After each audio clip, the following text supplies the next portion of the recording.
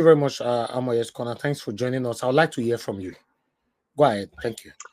Thank you very much, Mr. Elviso. And greetings to everyone in the comment section. And Mr. Chooks Obiboze, greetings to you. Long time, I know. So the gentleman that was speaking earlier was actually hitting the nail on the head. I was thoroughly enjoying it. So I was kind of thrown off when it just suddenly went silent. Everything he's saying is correct. I'm glad that our principal, Peter Obi, or actually he's not our principal, president, he's my president. He came out and he made that delivery early on today, right? But for me, personally, I was looking forward to him saying he should be disqualified. I wanted him to use that word, disqualification. And me too.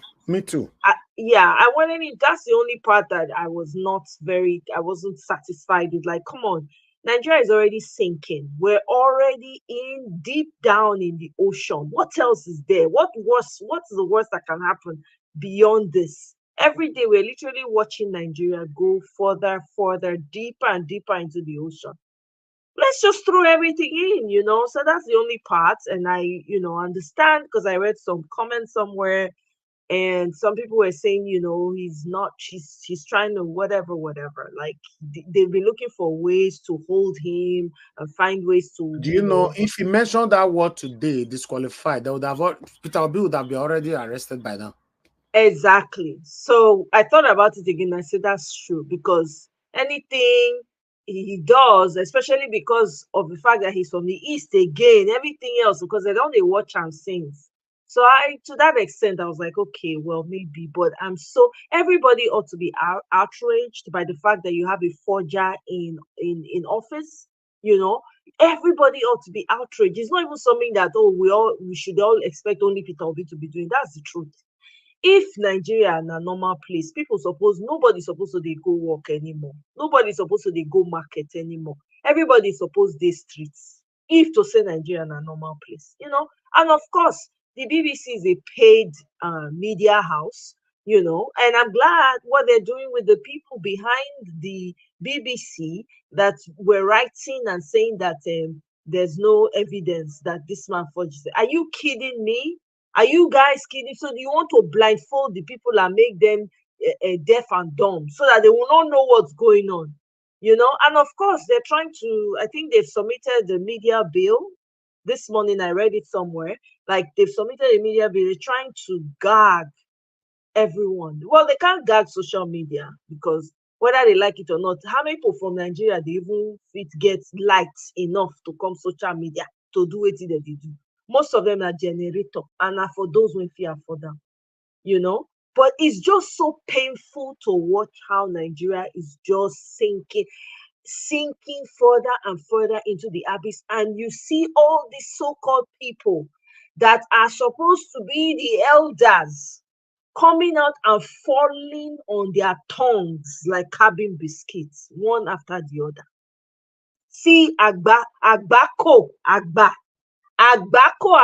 came out and he was talking rubbish from his mouth. These people, I wonder what sort of education. In their own time, they had it easy. Everything was easy. They chop food free, go school free. They come out for school, they go see work, they wait for them outside. He reached their children, their great-grandchildren, they turn them upside down. What kind of fathers are these? What kind of elders are these? Now, the young people, they act like elders. We don't get elders to that society anymore. People keep saying, oh, well, at the end of the day, we have to move on. Move on to where? Where are you moving to? There's nothing to move on to. With this rubbish that is going on, where do you want to move to? Your image as a people has been distorted, completely destroyed by one man's ambition. How much more can a people take? How much more? Are we just going to fold our hands and let this continue to happen over and over again? We never even years and decades of trauma that Nigerians have been subjected to. On top of it, back to back, They just kidnap how many people from high institution, university students. They just kidnap them. Nobody talk anything. Everything. Hey God, I don't know. For me, oh, they say now when they break, abi now when everybody money reach, now be good money. Abi, so maybe I'm looking for that one event that will totally capitulate this ignominy called Nigeria. This, I don't understand what is going on. So officially we have no elders. Where is Wole Soyinka? Where is Nobel laureate? Where are they? Where are the so-called elders? So there is no one in Nigeria that can match to that man's office and say, Oga, enough is enough. So he has successfully bought, so what they are saying is they successfully bought everybody, from the police to the military to the bankers to the army, everywhere. One man. When we say if he sleep, he not wake up. One man. Anyway, now our hand the day. Now our hand night day, because I don't know where would you they live for your children. I don't understand. What will your children inherit? What are they going to inherit? Because nobody's going to be here forever. You're going to leave seed behind. What are they going to inherit? That is the real question right now. That's the cocoa of the matter. Is this chaos you want the children to come and inherit? Children when they don't sabi go farm. One I no carry go farm. When they don't understand what it be to survive. Now this one I want live for them. Hey, somebody said one time, not too long ago, that they see that Africa may just end up going into slavery again. I shudder to say the word, even with my own mouth. I really shudder. I'm hesitant. But with the way things are going, if nothing is done, I guarantee. You see all these so-called billionaire children, they will become slaves.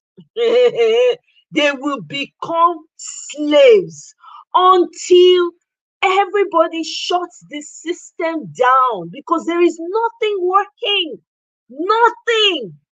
Every day is one mayhem or the other. Every day. They're going after Atiku, release your result. That one is releasing it for them, showing them, telling them when he graduated and all.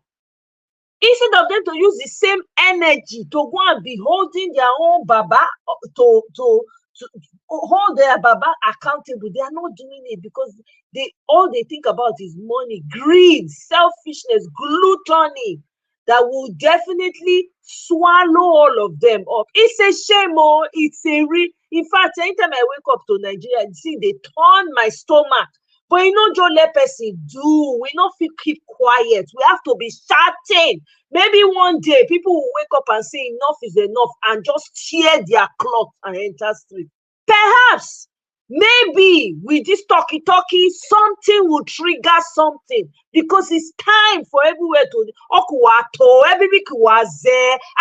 As they quench one, another one, as they quench. Now, so it's supposed to happen. Well, Mr. Elvis, make I yield for now, because my body they prepare me. This Nigeria matter, people not fit travel again. You dare not to say you be a Nigerian, you get passport. Try travel, may you see. People when they go school now, they are asking them for additional proof. It's become 100 times more difficult. What kind of elders are these? What kind of elders? Elders that don't care for their children, their children's children, and the ones that are yet to born. What kind of selfish, demonic, evil human beings are these that they're just buying their seeds and eating it in front of everybody to watch? What kind of abominable elders are these? In a country that is supposed to be the foundation of culture and tradition, they have turned it upside down for one man's ambition. Is the whole elders, are they now cultists too? Everybody just sleep, put head for one place. Service I yield. And that man that spoke earlier, thank you very much. Israel and Palestinians, they're fighting. Israel, Christians, now they say they go do their what do they call them? How they say they go Mecca. Now so that they go Israel. they'll go pray, put that cap for head, go pray. Meanwhile, the people that reside there, they don't even believe in Christianity. There is a very small percentage of Christians in Israel. There are more Christians in the Palestinian region than there are in Israel. All you people doing homage or paying homage to Israel, Christians, touch not my prophet, touch not my anointed, do my prophet no harm. Group of people. Una see, they're not for her though. They say, touch me, we touch everybody. That's what they are doing. But no, you people will wake up on Sunday or every day of the week. You have one activity that you are doing. You are going to follow your pastor somewhere else. The real issues in front of you, you ignore, and you claim that you are serving and worshiping a God. What God, I ask? Which God are you serving? Certainly not the creator of the world that created everything to react when things are bad and react when things are good. It's not that creator you are serving. Please go and ask questions. You are not serving the same creator, not the one that created the universe. It's impossible. You are serving your pastors. Just say it as it is so that everybody will know. Because you are hiding under the cloak of some popular religion to perpetuate your evil. You are not serving. Even your so-called pastors are not serving. Which God are they serving? With this level of impunity and evil that is going on in Nigeria, please. You people should not be talking again. This is Christian and Muslim alike. All religions. You people should keep those enter inside house according to it. Don't be talking again. You people will go to church on Sunday and no let us hear word. In the afternoon, I go in the evening. Nothing they change. So you have to be asking yourself, what God am I serving? Enter your bedroom and be asking really difficult questions. Thank you very much, Mr. Elvis. Thank you very much. Your submission is so powerful, and I support you 100%. 100%. Because Israel now, for example, thanks to that our brother that came with the Israel submission. Israel now is saying that if you do me, I do you. If you give me, I give you. They did not say let's leave it for God. But the current situation in Nigeria right now, some of the citizens are telling us, make we live and only God now go fear us for this country. I don't know what to do or shall, to be honest. And the painful part of it is that most of these people telling us that God now go help Nigeria. Many of them don't come off for Nigeria. Now abroad, now that they stay. From abroad, they no fit go stay for Nigeria. They live for UK, America, better countries and all that. They are from there praying, may God bless Nigeria. You could not go join them in Nigeria. May Boko Haram catch you. You they pray from abroad. Thank you very much, my people.